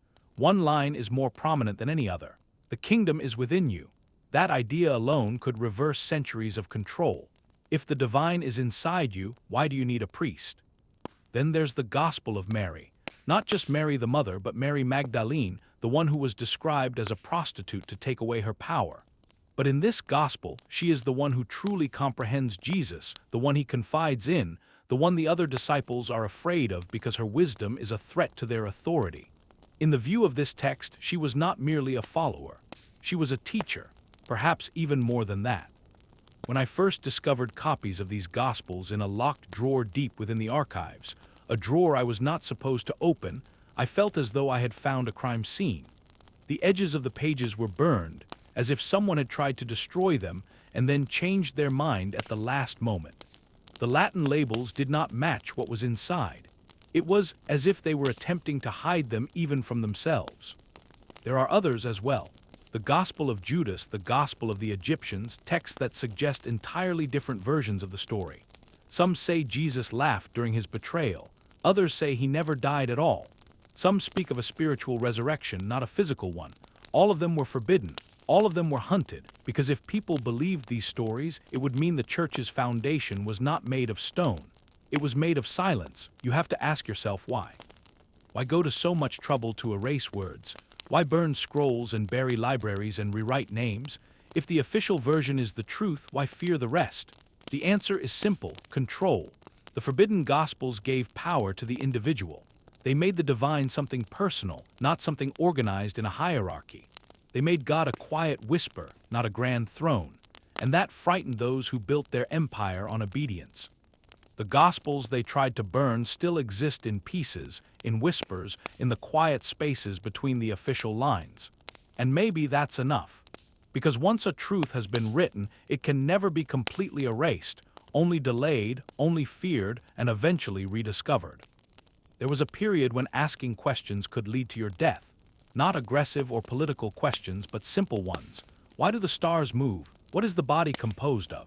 Where does lightning originate? In an era dominated by the church, even being curious was a risk. It was not encouraged. It was feared because curiosity leads to new discoveries. And the Vatican worked for centuries to ensure some doors remained closed. Imagine a world where books were kept in chains, where reading the wrong material resulted in torture, where drawing the solar system differently could lead to imprisonment. That was not a fantasy. That was Europe for hundreds of years. I remember reading an old letter that was hidden in the records. It was from a monk in the 1400s who had been discovered experimenting with lenses to see tiny insects up close. The letter was brief. They have confiscated my tools. I'm not permitted to observe what God has created without approval. That single sentence affected me deeply. He was not even challenging any religious beliefs. He was simply trying to look more closely. But even that was considered an act of rebellion. The church asserted that it protected the truth, but in reality, it controlled it. Scientists who found things that went against the Holy Book were made to take back their discoveries or suffer harsh penalties. Galileo was made to say that what he saw with his own eyes was wrong, not because he was mistaken, but because he was ahead of his time. Because the world was not prepared for the sky to disagree with the Bible. Thinkers were also pursued. Men who questioned the very nature of existence, of the soul, of time itself, were labeled as heretics. Some were put in jail, some were burned alive, others just disappeared. Their books were gone, their names were removed from records, and it was not just about religion, it was about power. If people started to think for themselves, to investigate, to ask questions, they might come to see that the church was not the only way to gain knowledge. That thought scared the people in charge more than anything. I once held a forbidden book about the human body. It showed muscles, bones, and veins. It had been copied secretly by students who put their lives at risk just to learn how the human body functions. There were bloodstains on the pages, not from the pictures, but from the people who had died to keep them safe. You might believe that was a long time ago, but even now the effects of that fear are still present. Certain books are still not allowed. Certain questions are still not asked. The fight against curiosity never truly stopped. It just took on a different appearance. The truth is that the church was never just against science. It was against wonder, that special quality in the human spirit that does not accept simple answers, that desire to comprehend. When being curious became a crime, knowledge became something illegal. And history was defined not by what we discovered, but by what we were never permitted to ask. But questions are persistent things. You can hide them, but eventually they come back up. And when they do, everything is different. It did not begin with being hurt. It began with not being sure. Quiet words of caution whispered in church corridors. Glances shared in rooms lit by candles. A slow, growing fear that came not from being hit, but from the chance of it. That if you had the wrong thought or read the wrong book or even had a dream that was too different, you could be accused not of being bad, but of being a heretic. And back then, being a heretic was more serious than being a criminal. It was a flaw in the perfect structure, a threat to the false idea. The Inquisition did not only target witches or people who fought back. It targeted thinkers, artists, healers, and astronomers, people who were brave enough to think of a world that did not match the limited story approved by Rome. Their methods were not just torture devices and fire. They used quietness. They used to feel ashamed. They made neighbors into spies, students into informers, and families into people who testified against each other. I remember reading the notes from a young woman's trial. She had asked in confession if animals had souls, just asked. The priest told her. She was taken, questioned, and accused of having strange thoughts. Her whole life fell apart because of one question. That is how weak reason became, not because it was incorrect, but because it was a danger. Schools started to teach being obedient instead of thinking. Stories took the place of science. Saints took the place of smart people. Wonder was called a temptation.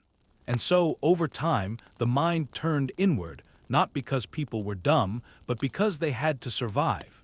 It was safer to believe than to not be sure. Safer to say the same things than to explore. Safer to be afraid of what you don't know than to try to find out. Generations were raised in that confinement, not even realizing it was a confinement. That is the most unkind part. When the bars are made of old ways and the lock is made of guilt, you don't even attempt to open the door. You learn to sit quietly, to pray when you wish to ask, to obey when you wish to build. I once saw a book of inventions created centuries before their time. Gears that could power entire cities. Concepts for clean water systems, for flying, for light without a flame, all drawn in secret. All concealed in walls behind altars, because their creators knew they would be burned before their machines ever worked. The Inquisition did not just harm bodies, it broke the imagination. It changed what was considered okay to feel. And when you teach enough people to be afraid of their own thoughts, you no longer need chains. The prison is inside, but thought is patient. And some people kept the old ideas alive in secret codes, in carvings, in paintings that seemed religious but held messages that only the curious could understand. The mind can be silenced, but not forever. And every time someone remembers to ask why, that silence breaks a little, until one day the questions come flooding back, and the world starts to think again. Not because they were allowed to, but because fear finally lost its power. They did not have crowns, they did not command armies, they did not enter cities with banners waving, but they took over more than any empire ever could. They influenced minds, managed memories, and shaped history itself to their liking. They were the society of Jesus, the Jesuits, and their empire was not constructed on territory. It was constructed in silence. At first, they appeared to be just another religious group, well-educated, disciplined, and dedicated. But underneath the robes and ceremonies was something more deliberate, a plan, a system, one that comprehended that the real battleground was not in the world outside. It was within the classroom, within the courtroom, within the mind. I remember the first time I saw the chart, a map drawn by hand from a dusty drawer in the archives. It did not show countries. It showed influence, universities, royal advisors, publishing companies, and political confessions. Every mark was a location where a Jesuit had once worked or still did. It looked less like a religious mission and more like a spider's web spun around Europe. They began with schools, not just any schools, the very best ones. They educated princes, instructed diplomats, and wrote the textbooks. If you studied Latin, math, philosophy, or theology in the 1600s, you likely learned it from a Jesuit, and with every lesson something else was included. A gentle shaping, a reduction of what was possible. You did not just learn facts, you learned a way of thinking, and more importantly, a way not to. Then came the courts, not as lawyers but as confessors, spiritual guides to kings, queens, and generals, whispering behind thrones, giving advice in the name of God but also in the name of policy. The Jesuits were not just men of faith, they were men of strategy. They kept records, tracked secrets, and knew who was indebted to whom. Some historians claim they knew about battles before the armies did, and that they could prevent wars with a letter or start them with a rumor. Governments became aware. Some were afraid of them, others welcomed them. Some countries even banned them completely. But even being sent away could not halt the mission. They operated in secret, changed their names, and carried on their work. Always teaching, always guiding, always observing. One document I found simply stated, "The pen is the greatest sword." It was not signed, but I know it was from a Jesuit because their true power was never about using force. It was about shaping minds. You do not need to fight a king if you teach his son. You do not need to burn books if you write them first. People still view the Jesuits as a religious group, and they are. But they are also the designers of thought, the engineers of memory, and the guardians of a version of history that serves something much deeper than faith. Their empire was never loud, never showy, but it was vast, and it is still present in the way schools teach, in the way courts make their cases, and in the way governments talk about truth and tradition. It is a quiet empire, but silence has always been their most powerful weapon. Most people see time as something that is set. A sunrise, a calendar, a clock that ticks. But what if time was not just something we followed, but something we were guided through, like a long room built to control our direction and what we notice?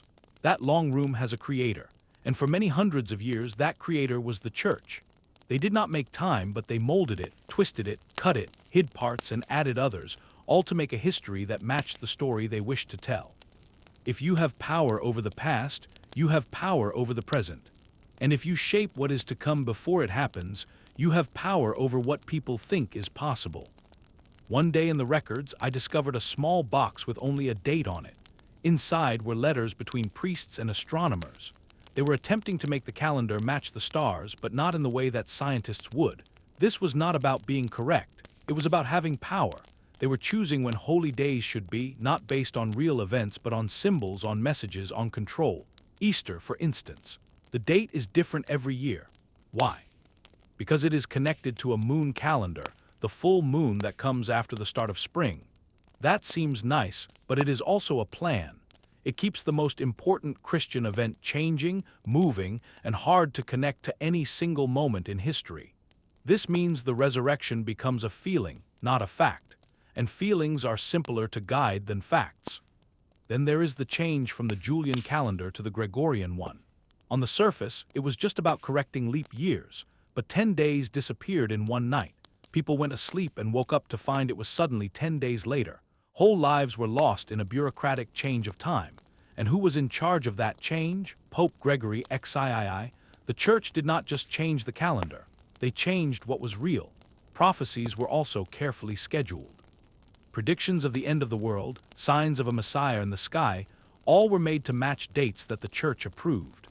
If something did not fit the official story, it was called a heresy and removed. But if a new star showed up or a comet flew across the sky and it could be linked to a line in the Holy Book, it became a tool, a way to keep believers paying attention, obedient, and scared. Having control over time meant having control over memory. And memory is the most important thing. It is how we form who we are, how we understand our past and what is coming. If someone else is in charge of the clock and the calendar and the prophecies, they are in charge of your story. And if they are in charge of your story, they can make you believe almost anything.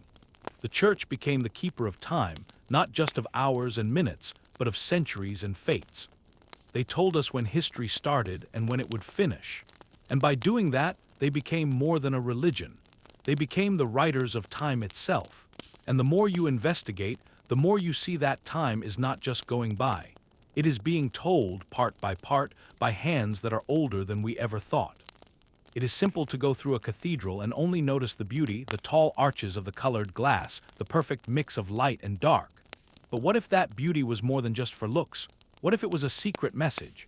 A hidden code carved into the stone, waiting for someone to see it, not made of words but of shapes, numbers, and patterns. The builders knew what they were doing.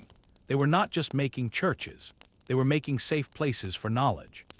I remember looking up at the roof of an old big church in the south of France. Something was not quite right, not bad, just too flawless. The balance, the angles, the way the sunlight shines on the altar at exactly noon on a specific day of the year. It did not seem like it happened by chance. It seemed planned. And when I looked more closely, I saw it. The repeating circles and triangles, the sizes that matched star maps, the golden spiral hidden in the design of the main part of the church. This was not art, it was information. Sacred geometry is the belief that some shapes have a special meaning, that the world itself follows certain designs. The circle stands for forever, the triangle for balance, and the square for a strong base. These were not just pictures, they were instruments, and old builders used them like priests used the holy book to keep truths that were too risky to say out loud. You see, when words were not allowed, when books were set on fire, when being curious was punished, the builders used math. Geometry turned into their language, and they concealed it right in front of everyone behind the altars, under the towers. In the floor plans of monasteries, they put old truths into the very stones that the church was built on. One small church I went to had a hidden drawing scratched under a layer of plaster. When it was cleaned, it showed a complete map of star groups that lined up perfectly with the building's design. The church had hidden it hundreds of years ago and probably did not even know what it was. But the first builders knew they were leaving a message about time, about the stars, about something the Vatican did not want to be remembered. Some cathedrals were even made to echo with sound at specific pitches, not by chance but by careful planning. Sounds that matched old music scales connected to healing, to thinking deeply, and to different states of mind. The builders knew what the priests did not, or perhaps the priests knew as well and decided to keep it quiet. It makes you think about how much has been forgotten, or worse, how much has been hidden on purpose. Because if the shape of a window can show a forgotten planet, or the path of a hallway can be like a holy formula, then the church is standing on a puzzle it never figured out or acted like it did not. The builders could not talk freely, but they built with a purpose. Every line, every angle, every stone was a piece of a message, and they left that message not for kings or high-ranking priests, but for the future, for the ones who would one day wonder why this place seems different. Why does it have a feeling of something older than faith? Because some truths cannot be said loudly. They must be carved, whispered in math and stone and quiet, and they are still there, waiting to be read. There is the church that is visible to everyone, the one with high balconies and blessings and bells that ring over the city, the one that has public events and speaks to the media. But behind that public face, some people believe there is another church, one that does not communicate with the people, one that does not follow the Pope's orders, a hidden leadership under the main one, controlling things with quiet and careful moves. They refer to it as the church beneath the church. I first heard quiet talks about it from an elderly smart person in Rome. He would not say the names out loud, but he pointed out symbols carved in places that no one was meant to see. Unusual marks on library walls, special seals on letters that did not go through the regular mail. He said, if the Vatican was a performance, then this was the area behind the stage, the command center, the silent watcher of everything. This secret organization is not mentioned in any public papers. You will not see it in Vatican phone books or yearly summaries, but the evidence is there. Choices are made with no reason given, priests who become powerful with no clear past. Whole projects are started and then suddenly stopped with no explanation. Someone is giving those orders, but it is not always the man in the white clothes.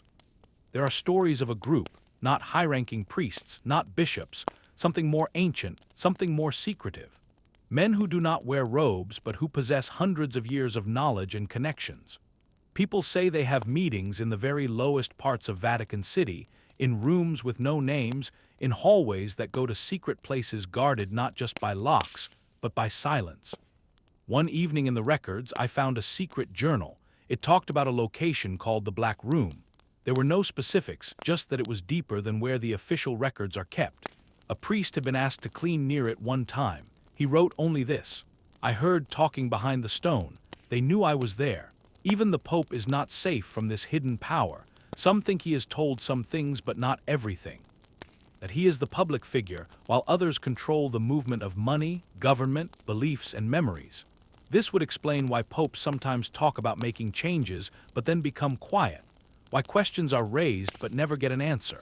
Why history continues to happen in ways that seem too planned to be by chance. The church beneath the church does not want followers.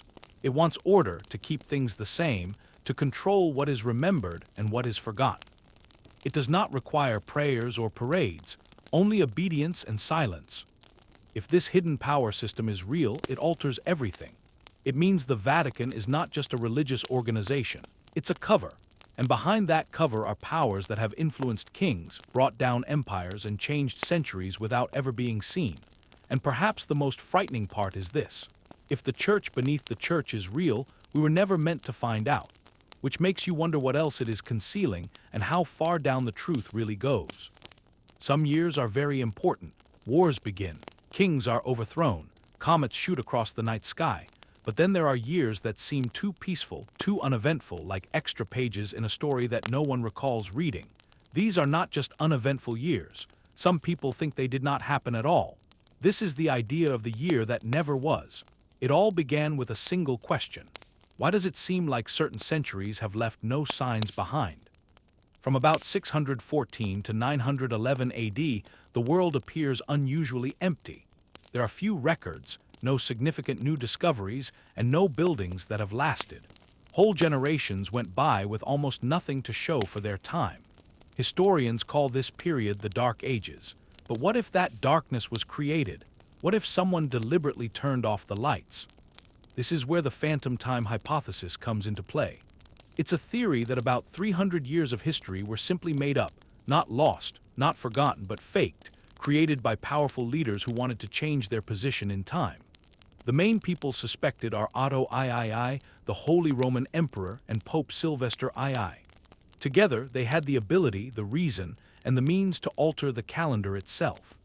According to the theory, Otto wished to rule in the year 1000, a year of prophecy and new beginnings.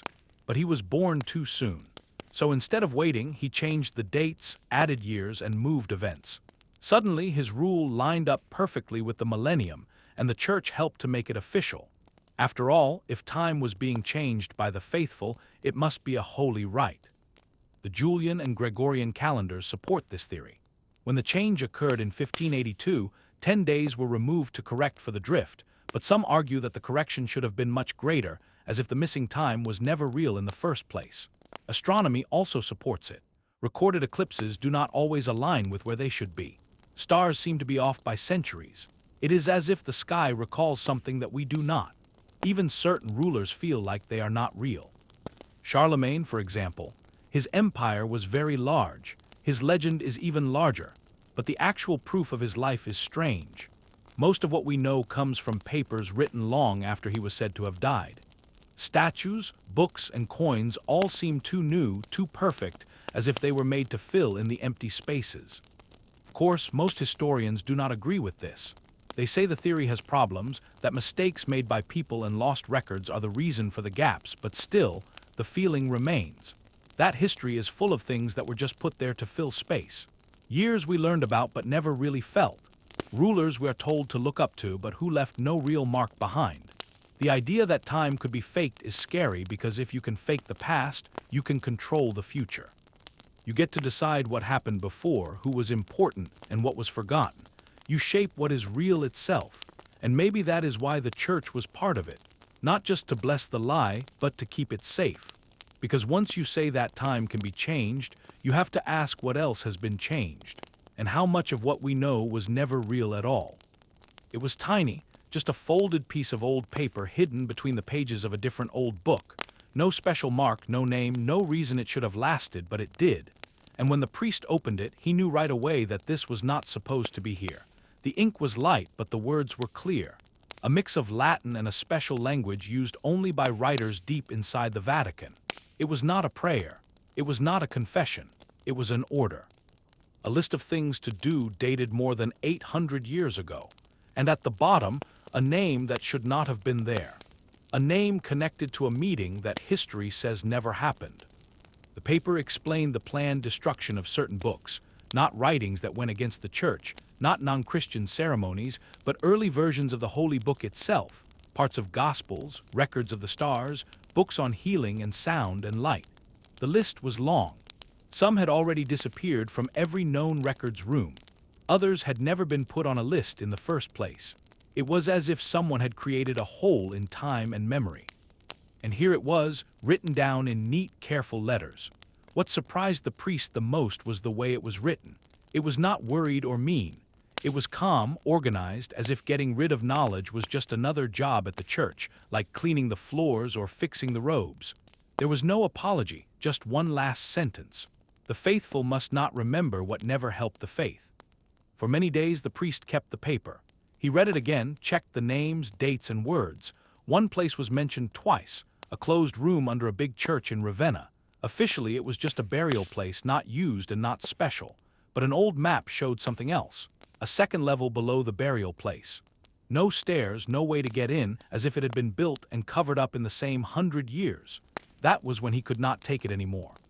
He had accepted the quiet for years, made peace with the mysteries, and even ignored it when he found books with pages missing and shelves that were different overnight. But this was not the same. This was evidence that there was a plan, that forgetting had been put on a schedule like a church service. He knew he could not hold on to it, so he made a copy of the document by hand, not with a computer, not with a scanner, ink on old paper just like the first one. He put the copy in a place no one would think of, a place not even the church would search. And the original, he set it on fire, not because he was scared, but to hide his tracks, to make sure they would not find out who had leaked it. What it suggested was simple and very sad. That memory had been used as a weapon. That forgetting was not a mistake of history, but a tool of control. And the church was not just a protector of holy things. It was a manager of what is real, choosing what was kept and quietly removing what was not. The secret was out. And for the first time, he was not just a priest. He was a witness, and that made him a danger. There are things that the church is still afraid of. Not bombs or protests or angry letters, but questions. Old questions that were never answered. Questions that unravel the threads they spent centuries hiding. Not because they don't have the answers, but because they do. The truth is not always easy to see. Sometimes it hides in silence, in locked drawers, in old scrolls with names that no one speaks. And the biggest secret is not about angels or demons or even Jesus. It is about time. About who created the story we all exist in and what they intentionally left out. If people discovered that entire centuries were made up, that calendars were changed to create a prophecy, or that the stars we observe do not match the dates we are given, the whole illusion would fall apart. If they saw how science was replaced with miracles and how entire civilizations were covered over by saints, the flaws would be too large to conceal. They are afraid of the Gospel of Thomas because it says the kingdom of God is already present. They are afraid of Mary Magdalene because she was not just a follower, she was a teacher. They are afraid of old maps that show continents that no longer exist and machines that were made thousands of years before the church. Not because these things are evil, but because they prove we have been told lies. The illusion is effective because it seems whole. You grow up being taught that history is final, that the past is a straight path, but it is not. It is full of changes, empty spaces, and replacements. And behind every change is a reason: control. Because if you control the past, you determine who is important now. You determine what people can hope for tomorrow. What they still fear the most is curiosity. True curiosity. The kind that does not stop with simple answers from Sunday school or old textbooks. The kind that reads forbidden books and asks why a certain chapter is gone. The kind that looks at the stars and wonders why they do not align with the church's calendar. The kind that hears silence and pays closer attention. They fear the return of forgotten names. Names that once opened doors and healed bodies and moved stone with sound. They fear someone entering a cathedral and realizing the carvings are not just for decoration. They are instructions. They fear that once the truth is seen, it cannot be unseen. That memory will awaken and not return to its slumber. This is not about destroying faith. It is about setting it free. About removing the veil and allowing people to choose what to believe with their eyes fully open. Because faith that is built on fear is not faith, it is control. So if you have come this far, you already sense it. That feeling in the back of your mind, that idea that something is not quite right, do not dismiss it. Follow it. Question everything. Because the greatest fear of those in power is not rebellion, it is a remembrance. And sometimes, remembering is the most dangerous thing you can do, but it is also the most important. The story they told us was always the same. That the light grew dim. That darkness came over the world, that people forgot how to think, how to build, how to dream. They called it the Dark Ages as if the world itself had lost its sight. But maybe the truth is more straightforward. Maybe the light was not lost. Maybe it was hidden. There are sparks still glowing under centuries of dust. Not just in books or ruins, but in you. In the questions that will not go away. In the quiet moments when something does not seem right. When the story sounds too perfect, too simple, too changed. The truth is not gone. It is spread out, locked in hidden rooms coated in stone. Whispers passed down through paintings, plans, cathedrals, and old stories. The flame never went out. They just put walls around it. And now those walls are beginning to break. You do not need anyone's okay to ask questions. You do not need a special title, a fancy degree, or a blessing to wonder what happened before. You just need to be interested enough to look, to read between the words, to see what is not there, because what they took away still has an echo. The pages they set on fire still have shadows. And memory has a way of coming back. This journey was not about being angry or getting even. It was about remembering, taking back, and seeing the world not as they want you to see it, but as it truly is. A place full of knowledge that was never meant for just one group. A planet where the truth does not listen to titles or special clothes. And maybe the biggest secret is not in some hidden records room under the Vatican. Maybe it is in the fact that you were never supposed to forget. That deep down you always knew something was not right. That all those so-called heresies and forbidden gospels and missing centuries are not just errors. They are signs, hints, and warnings that the truth is not what we are given. It is what we find for ourselves. The light was never lost.